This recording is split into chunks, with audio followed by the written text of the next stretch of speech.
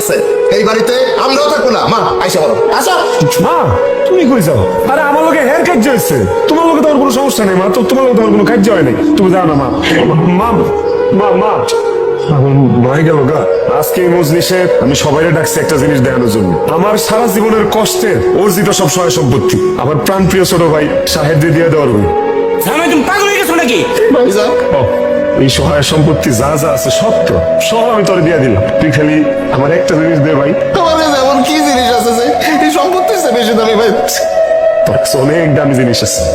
আমার মা তেরা ভাই, তেরা আমার মারে আমার কাছে ফিরাইতে ভাই কিচ্ছু লাগবো না। যার কাছে মা আছে হেরসে দুনিয়াত কে আছে আমাদের ক? সহায় সম্পত্তি সব দিয়ে দিছি না ভাই। তুই এক কাম করতে পারি কিডনি খুলে লয়ে যা ভাই, তো লাগলে আমার একটা চক্ষু খুলে লয়ে যা, তো যা লাগে আমার থেকে লয়ে যা ভাই, তাহলে আমার মারে আমার কাছে ফিরাইতে ভাই না। ভাই কারণ